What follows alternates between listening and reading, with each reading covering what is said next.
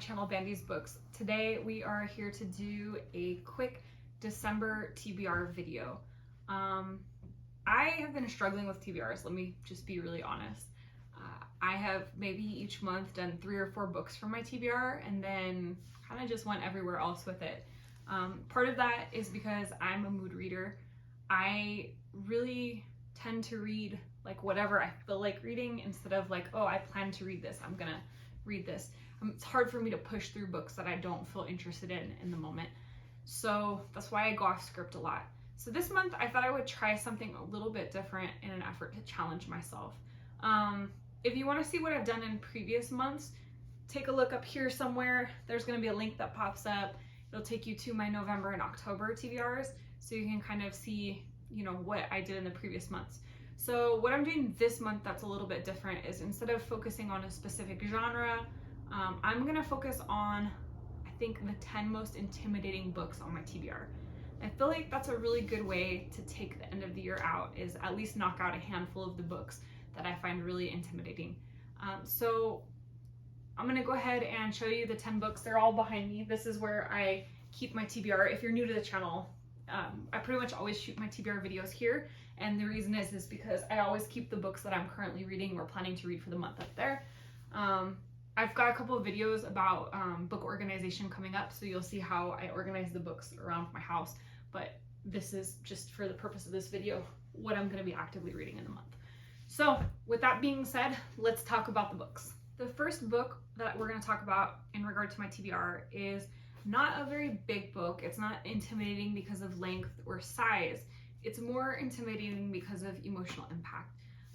And that book is The House of Sand and Fog by Andre Dubois III, or Dubois III. Sorry, I'm not sure how to say that. This book, the reason I find this a bit intimidating is because I've heard that it's really, really good, but it's like one of the most depressing, sad reads that people can think of. Everyone that I know that's either read this book or seen the movie, again, found it really good, but super depressing. From what I understand, it features 3 characters. One of them is an Iranian immigrant who was like once like a wealthy person, and now he's kind of struggling living in California, and he's working to kind of bring his family back to like a more dignified lifestyle. There's Kathy, who's a troubled young woman, and she's really attached to this house because it's all that she has left. And then there's a sheriff, I don't remember his name, but I believe he falls in love with Kathy and is like trying to help her protect her home or something like that. And it's kind of the 3 stories and how they intermingle. I'm not sure where this goes. I don't know anything about it. I haven't seen the movie. But yeah, I'm intimidated by it, like I said, because of the emotional complexity and content. I'm curious to see how I'm going to feel reading it. The second book on my TBR that seems a bit intimidating to me is a book that's actually been on my TBR before. It was on my TBR last month, and I didn't get around to it as much as I thought I wanted to. And the reason that I find it a little bit intimidating is because it's so hard to describe. Everybody that I know that's read it, they've really liked it, but it's like I can't get kind of really a concrete explanation of what it is. And that is Black Sun by Rebecca Roanhorse. This book, from what I understand, is based on pre-Columbian indigenous people in the Americas, and it's like a fantasy world, and the people that exist in this world are not based on a specific tribe. It's not like historical fiction or anything like that. It's a complete, you know, epic fantasy with a little bit of sci-fi elements mixed in. And this is the first book in the series. The second book, Fevered Star, is set to release, I believe, in May of 2022. And this book just sounds so epic and so complex. Even the description on the back, like when I'm reading it, it doesn't really give you much to work with, just that there's a conflict between 2 religious cults. And there's kind of an unbalancing of the world because there's a solar eclipse that occurs on a winter solstice. And it just, I don't know, it sounds like one of these books that's gonna really suck me in. I feel like I'm intimidated when I'm about to start like an epic fantasy series and there's only 1 book review, you know, 1 book ready, and I know I'm gonna have to like wait for the next one. So I think that's why I've been kind of dragging on this, is I'm just afraid that if I get into this and I really love this, I'm gonna be stuck waiting until May. But it's time. I need to sit down and read it and enjoy it I've been hearing really good things. So back on my TBR again for December, definitely gonna knock this one off. The next book on my list is a book that is intimidating mostly because of size. It's a pretty hefty book. Comes in at like 787 pages. So probably one of the biggest books that I have in my at-home library here. And it's also intimidating because of the subject matter. So this is a Stephen King book, if you hadn't guessed, because of the size. And he tends to write these big hefty books like this. And this is the book Insomnia. So I saw a post about this book on Instagram maybe 3 weeks ago. I haven't seen a lot about it. I saw one post and I read, you know, the caption of the post, and it described the book and that they were left with just this sense of disquiet, and they were very creeped out by this book. And I love that feeling of being really creeped out. I think that this book follows a character who's been recently widowed, if I remember correctly, and he's having issues with premature waking. So he falls asleep, but every night he's waking up a little earlier and a little earlier and a little earlier, you know, so it goes from like 3 to 2:45 to 2:30, and soon he's just barely sleeping at all. So with the lack of sleep, he starts to have hallucinations. But I think if I remember from the summary, he's not sure that the hallucinations are actually insomnia-induced hallucinations. He thinks that they might be real, and it's set in a town called Derry, which is where the book It took place as well. So we already know that this town has some creepy shit going on. So maybe this guy is having some kind of a haunting. I don't know. I'm really curious to see. I haven't read a whole ton of Stephen King. I've read Misery, and I recently read Billy Summers, like back in October. Misery is one of my favorite books, and if you haven't seen the movie, oh my god, Kathy Bates is so creepy. I love Kathy Bates, so I'll stop from fangirling. But I've enjoyed what I've read of his so far. Oh, I should also say, I think I read The Long Walk, which he wrote under a pen name Richard Bachman, and that's actually one of my favorite dystopian novels of all time. So I'm expecting good things from this. Like I said, I'm mostly intimidated by the size. Also maybe a little freaked out by the subject matter. The idea of like going insane from lack of sleep, to me, seems terrifying. So that's a little intimidating as well. I hope this isn't going to give me nightmares. In a weird way, I'm really looking forward to reading it. Next up on my list is a book by a writer that I really admire. He is somebody that I initially became aware of because I saw a clip of him on YouTube or Facebook, I can't remember which, but he was talking about the process of writing and how writing, like if you can get out 50% of what's in your head or 40% of what's in your head, that you're doing really well. That as a writer, you have to deal with this constant frustration of never being able to articulate things the way that you imagine them, and being, you know, able to push through that. And he talked about this whole creative process, and I found that really inspiring. I felt that I resonated with it because at the time I was writing these little short fiction stories. It was like nothing big. I wasn't trying to get published or anything. I just did it for enjoyment. But it really resonated with me because I had a lot of frustration around that specific subject, where I would put stuff on paper and go, wow, this sounded way better in my head.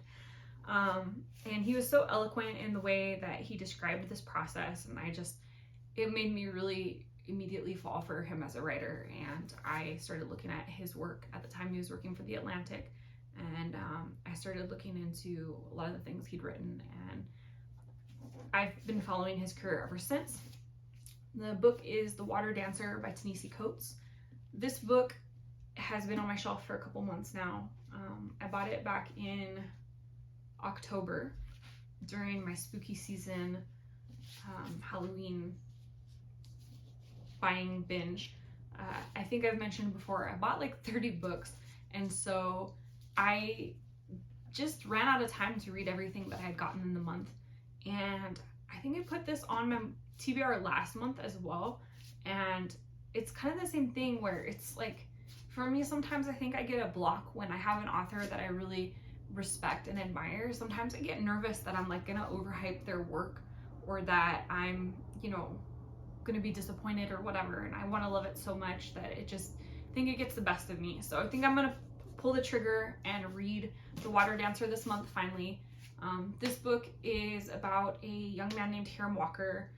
He is separated from his mother due to slavery. He almost drowns in the river, and I think if I understand correctly, he absorbs some sort of superpower in surviving. And then he kind of goes on a journey across the country trying to find his family. And I know it deals with like themes of slavery. I'm really interested in this. I expect this to be really poignant and profound, because I expect nothing less from Ta-Nehisi Coates. All right, book number 5 is another book that deals with World War II. However, this is a fictional version of it. The reason I find this book intimidating is because I have seen so much hype for it. It's a book that was published in 2014 and still is all over social media. And I know that 2014 isn't like that long ago. I mean, I was, you know, that's relatively short in the scheme of things, but in terms of like staying popular on social media, I feel like that's a long time for something to remain popular. And I still see this book being reviewed very frequently, especially on Instagram. And for me, that's a little intimidating because I've seen so much hype for it about how good it is that I'm worried that now that I'm going to finally sit down and read it, it's not going to live up to that hype. And that book is All the Light We Cannot See by Anthony Doerr. If I remember correctly, this book deals with a character named Marie who is blind, and her father live in a neighborhood in Paris. Her father builds her like a miniature of their neighborhood so she can memorize the streets and everything. Eventually, the Nazis occupy Paris, and her father flee, I think, to their uncle. Yeah, they have a great uncle who lives in a tall house in a remote area of Saint-Malo. And eventually, I think the war comes to find them regardless of where they are. This book has won so many awards. I've seen so many rave reviews. It's just intimidating that, you know, like I said, I worry that it's not going to live up to the hype that I've built around it in my head. And this is why I try not to pay attention to reviews too often. It's just because if I do, then I hype something up, and then a lot of the times I'm disappointed. But I'm going to pull the trigger on this one. I really want to read it. The next book on my list is by an author who won a Nobel Peace Prize for his first book. I actually have the first book that he won the Nobel Peace Prize for. And recently, when I was doing a little bit of a little free library book tour of Las Vegas with my mom, I found his memoir in one of the little free libraries. That is Elie Wiesel's memoirs, All Rivers Run to the Sea. If you're unfamiliar with Elie Wiesel, he was a young man when Nazi Germany started persecuting Jewish people and sending them to concentration camps. He personally was in Auschwitz and Buchenwald, and he survived it, but post-war he was sent to France. He didn't speak French, he had to teach himself the language. You know, so not only is he dealing with incredible amounts of trauma, but he's dealing with a culture he's unfamiliar with, a language that he's unfamiliar with. I mean, there's just so much going on, and he perseveres. And eventually, he becomes a journalist. And as a journalist, he dedicates his life to covering people that have been unjustly persecuted, being a voice for the innocent and for victims. He eventually wrote a small book called Night, which is the one that I have, and that is the book that won the Nobel Peace Prize, I believe in, 1986, so 2 years before I was born, he was awarded the Nobel Peace Prize. He was also a professor in humanities at Andrew W. Mellon University and a university professor at Boston University. He wrote a whole bunch of different books, eventually, 5 different books. This is the 6th. He was awarded the Presidential Medal of Freedom, the United States Congressional Gold Medal, the French Legion of Honor, and then the Nobel Peace Prize. So one of the most respected journalists with a particularly moving story. I know that this is going to be a very emotionally impactful book. I think that, I've read personally quite a bit about World War II. I've read memoirs of people that have survived it. I've read just nonfiction, informative books about, different battles, different concentration camps, different things that happened throughout the war. So I would consider myself fairly well versed in World War II history, but whenever I read a memoir from somebody that survived World War II, especially, the concentration camps, I feel some anxiety about reading it, not because, I don't know what's going to happen or I'm not aware that it's going to be horrific, but because I know how horrific it's going to be. And I know it's like,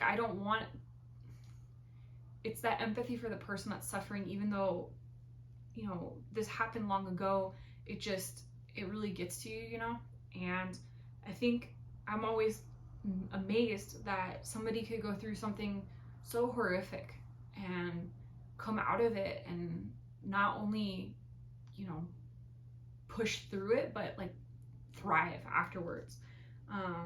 Tonight, actually, interestingly enough, when I'm shooting this, is the second to last night of Hanukkah, Sunday evening. And so I think this is actually even more poignant in its timing. Perhaps I'll even start reading this tonight, just as a thought, of the Jewish people's resilience in the face of the worst human atrocity in the history of the world. I find this, like I said, it's about being intimidating, and I find this intimidating because of the emotional involvement that this book is going to take from me. I already know that going into this, I'm going to have to process a lot of information and a lot of really sad and tragic things, and that can be educational, but it can also be draining and frustrating and angering and a lot of complex emotions. And so for me, that's a little bit intimidating.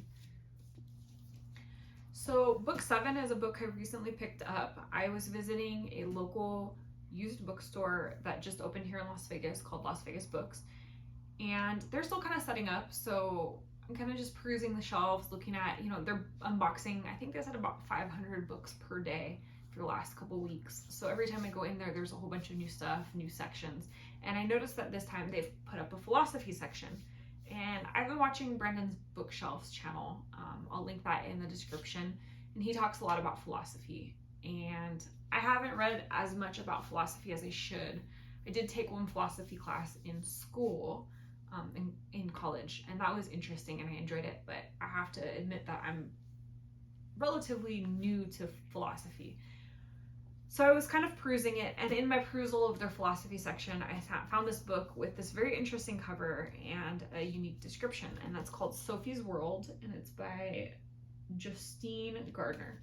So this book follows a young girl named Sophie. She comes home from school one day, and there's 2 questions in her mail. Who are you, and where does the world come from?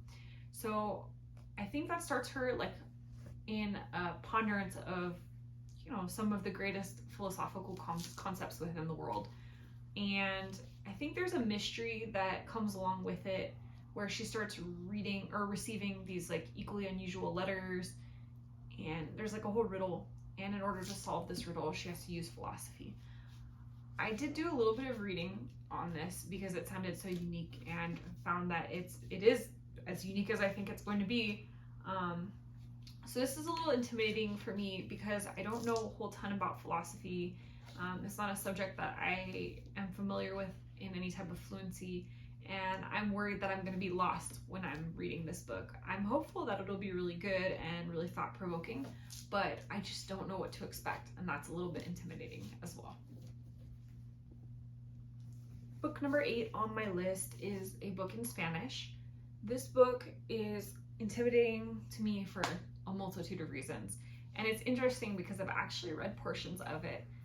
This book is a series of short stories in one big compendium, and the author of this book is particularly interesting because he was inspired by Mark Twain. He liked how Mark Twain wrote like colloquial language. Instead of writing like proper English, he literally spelled words phonetically the way the characters might pronounce them. And this author wanted to do the same thing with his writing, but in Spanish. So he created this book, and this whole book, he was Cuban, and this whole book is full of Cuban colloquialisms and Cuban dialect. So each short story within the book is written with a different accent from a different region of Cuba. And for those of you that are a little unfamiliar with Spanish, there's 23 countries in the Spanish-speaking world, and there are distinct accents in each of those countries, or at least in regions. I mean, you know, there's little variations in smaller regions, like in Central America, for example. You know, regionally, the accents are fairly similar, but they do change a little bit from country to country. But like from Mexico to the Dominican Republic, there's a drastic change in accent and slang and colloquialisms. Cuban is one of, in my opinions, one of the hardest accents in Spanish. Cubans speak very fast. They drop certain letters from their pronunciations. They have a very unique colloquialisms, unique slang. And part of that is because of Cuba's isolation. Everywhere else in the Spanish-speaking world is less isolated, and there's more access to, you know, popular media and things like that. So even though you still develop distinct linguistic patterns in different countries, you have more crossover. Whereas Cuba was so isolated for such a period of time that you have all these like dichos or sayings that develop there that nobody else uses, and slang that develop there that nobody else uses. And so for me, until recently, I didn't know the Cuban accent well. I didn't know Cuban slang, Cuban colloquialism, but anything like that well.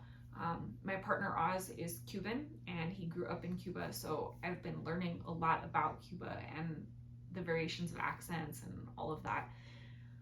So my friend Nati, who is Colombian, who actually did the beautiful animation at the start of my videos, gifted me this book. She thought it would be fun for me and Oz to read it and see all the different Cuban accents.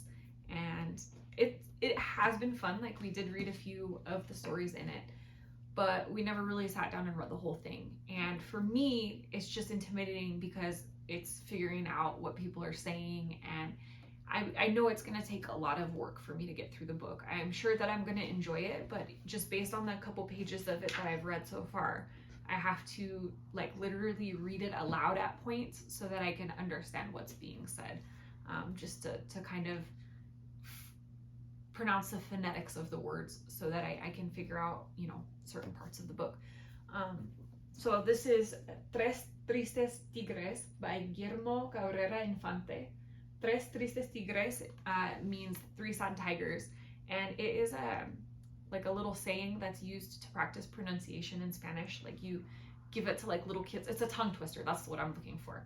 So I'm really looking forward to getting into this. I'm just gotta be in the right mindset, like dedicated to being able to sit down and really put all my focus into it, because when I read in Spanish, it already takes me more mental focus than in English. But when I have to contend with very strong accents and things like that, it takes even more mental focus for me. So that's intimidating for that reason. Number 9 is also a book that was inspired by Brandon's bookshelf. That one was kind of inadvertently inspired. It was just me perusing the philosophy section and I found that book. That wasn't like a recommendation. But this was a recommendation from his channel, and I picked it up in that same shopping trip. And it's a book actually that I've wanted to read for a long time, but the size of it, the context of it, everything, I don't know, it just, there's something about it that's kept me from getting it. So after seeing a really interesting discussion about 2 of the characters in the book, I figured it was time that I should read it. And that's The Brothers Karamazov by Fyodor Dostoevsky. And this book follows several different brothers. I think there's 3 actual brothers and 1 half brother, or a brother that was born out of wedlock. And the book examines like religion, politics, ethics, and all of that within a 19th century Russia. In particular, from the discussion that I saw of it, I remember them talking about one brother being like an atheist and one brother being devoutly religious, and there being a discussion of God and like, if God exists, what kind of God allows atrocities to occur. And to me, that part sounded really interesting. I love like debates on political beliefs, religious beliefs, ethical beliefs, all that kind of stuff. So that kind of piqued my interest. I've browsed this book before and I kind of always forget, and then that really sparked something in me. And then when I happened to see this on the shelf, like it was just sitting there on display, and I think it was only $6 for this beautiful Barnes & Noble's classic copy. I was like, this is a sign. The universe is shouting at me that it is time to finally read this.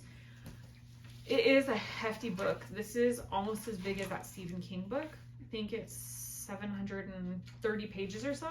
But not only is it 730 pages, the print on this thing is tiny. Like, I'm going to need a magnifying glass to read this, I think. So I think if this was at a normal size print, it would actually probably be over 1,000 pages. I'm really looking forward to this though. It's just, you know, it's intimidating size. It goes into some deep places. I feel like, you know, I really want to like it. So book number 10 is the shortest book on my list. You can see it's not very long at all, but I know that this book is gonna wreck me emotionally. I have actually put it off for quite a while.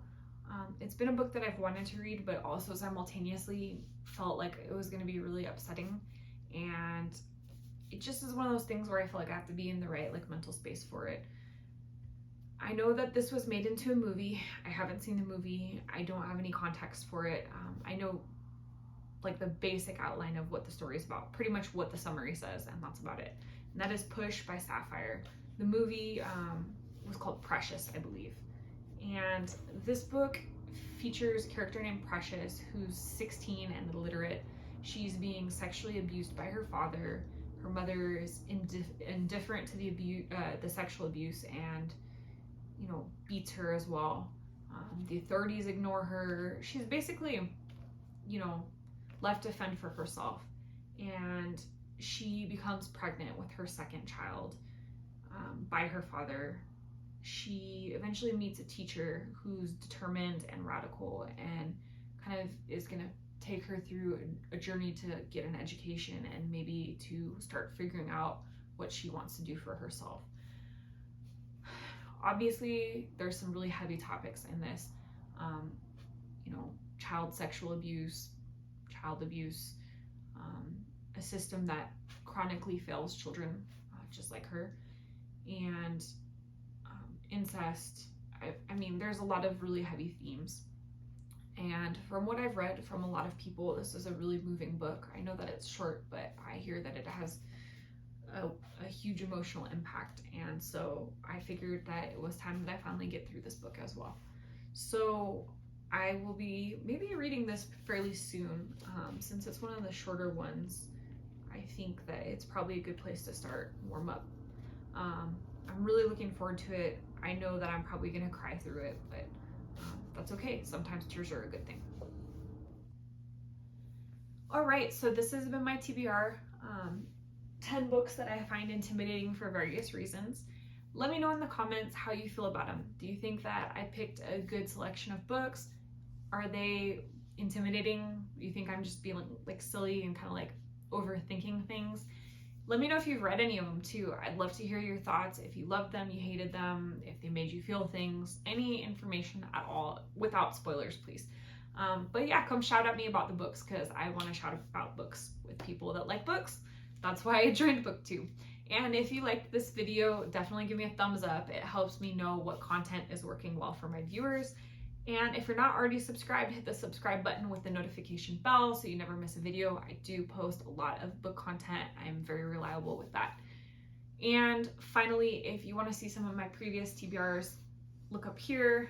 I only have October and November so far, but it kind of gives you an idea of how I theme out my books for each month. And I think that's about it. So thank you for joining me. I really appreciate you. Also, a really big thank you to all the people that have subscribed lately. I am just a few followers away from 200 and I so appreciate it. I never imagined that at the end of 2 months, I would be up to 200 followers. I'm amazed and grateful. I've had a couple of really cool people shout me out and I am like eternally grateful for that. So thank you to everybody that's joined, whether you joined at the beginning or recently. I appreciate you being here. I think that's it for tonight. I'm Caitlin Bandy. This is my channel, Bandy's Books, and I'll see you in the next video. Bye.